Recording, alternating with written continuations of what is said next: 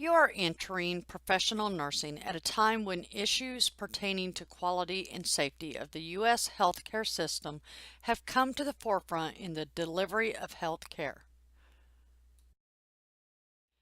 Healthcare agencies and health professionals strive to provide the highest quality, safety, most efficient, and cost-effective care possible.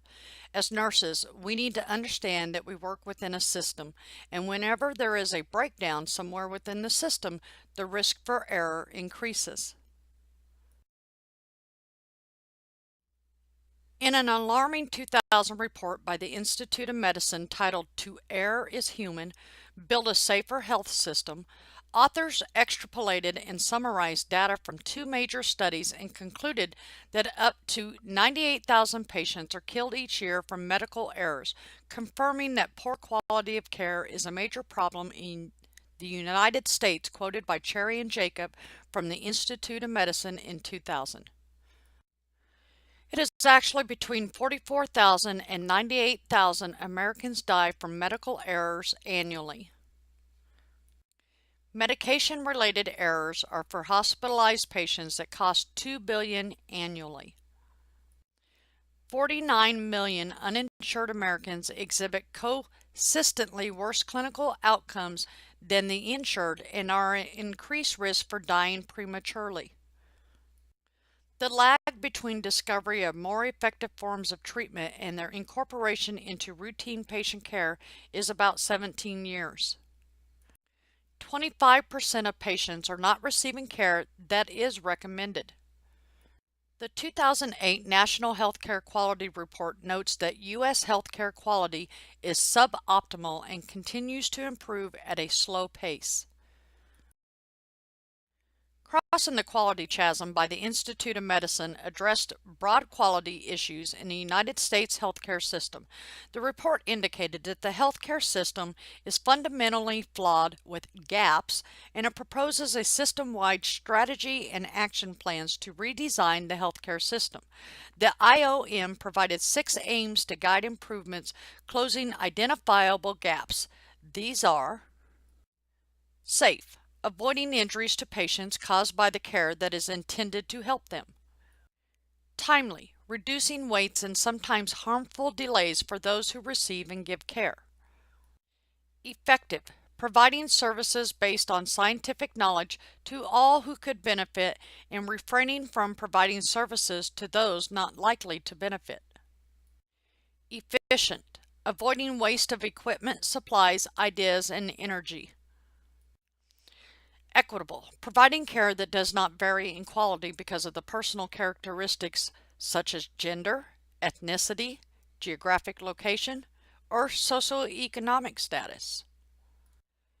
Patient-centered, providing care that is respectful of and responsive to individual patient preferences, needs, and values, and ensuring that patient values guide all clinical decisions.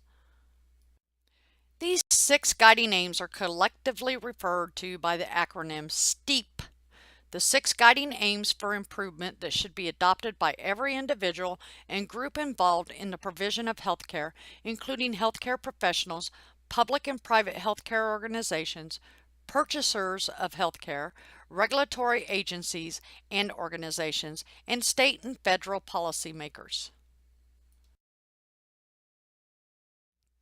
Enabled to assist with improving the healthcare system, the IOM report recommended 10 simple rules to govern healthcare reform for the 21st century. These are: to provide care based on continuous healing relationships. Care needs to be customized to the patient needs and values. The patient is the source of control. Knowledge is shared and information flows freely.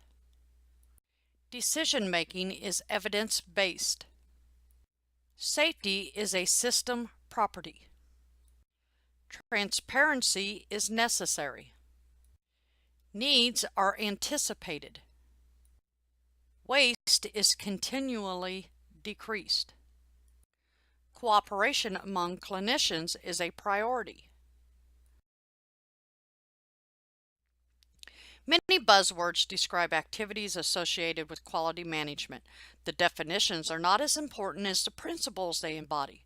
Assessment and improvement of work process while focusing on what customers want and need. These buzzwords are Total Quality Management, TQM. Continuous Quality Improvement, CQI. Continuous Process Improvement. Statistical Process Control. Performance Improvement, aka PI.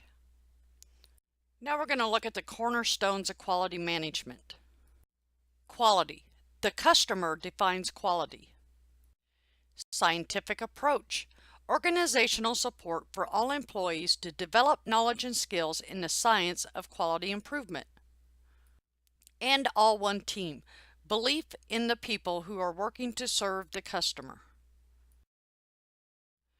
Now we're going to look at these three little cornerstone quality management in a little more detail. First, we're going to discuss quality. Think about this. Customers pay attention to both personal interactions and products or services. If the bundle of products or services provided is seen as a good value, then customers' loyalty is enhanced. Now, reviewing scientific approach. Improvement decisions are based on sound, valid data. Variation in processes must be understood. The common cause of variation is stable, predictable, and in statistical control. Special cause variation is unstable, unpredictable, and not in statistical control. Now the cornerstone of all one team. Believe in people and treat everyone in the workplace with dignity, trust, and respect. Everyone in the organization works together to continually enhance customer satisfaction. Patients place their lives in nurses' hands and trust them to be knowledgeable and to use good judgment when making decisions about care. As a professional registered nurse, or RN, you will participate in daily activities necessary to support quality and safety initiatives at the bedside, within your organization, and a part of the healthcare system. Quality management in the United States did not begin to grow until well after World War II, following W. Edwards Deming. He was an American pioneer in quality management movement. He introduced to the United States the quality management principles. And he worked with the Japanese in the post-World War II reconstruction efforts. Hospitals were the first health-related organizations to explore quality efforts beginning in the 1980s. The world of business was slow in recognizing or embracing Deming's philosophy. By the time of his death, it was realized that quality efforts in the U.S. industry was more than a passing fad.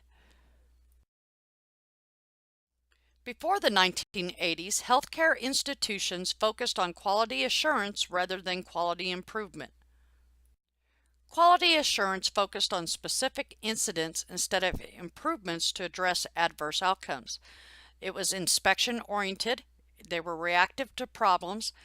They corrected special problems and did not address overall process improvement, and responsibility belonged to only a few people. Quality improvement was a process added to address by having in place a plan to address concerns or issues to improve quality care and is required by all accrediting organizations. It is planning and prevention oriented, problem solving by employees at all levels, and the correction of common cause problems and improvement in the work processes. The ongoing movement to improve quality and safety has led to the development of governmental and private organizations, also known as your accrediting agencies. These organizations drive quality improvement efforts in healthcare facilities. Almost all of them are regulatory and voluntary accrediting agencies that require quality management in some form.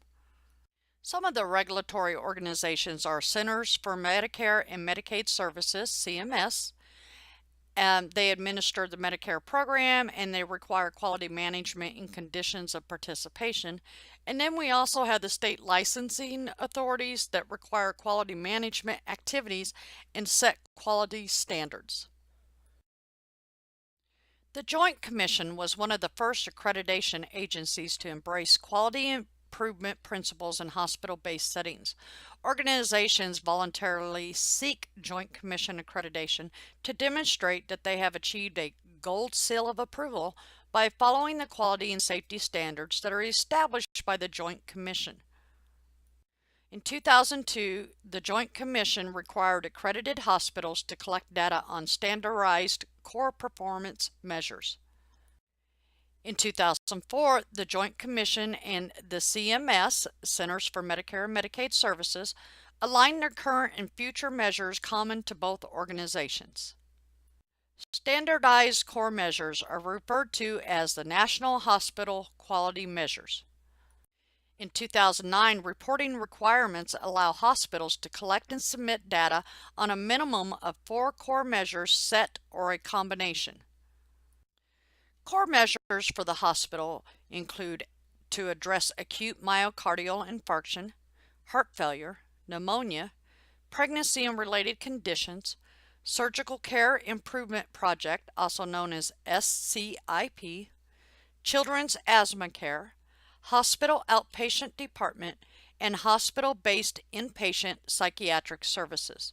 There are slightly different core measures for the nursing home setting.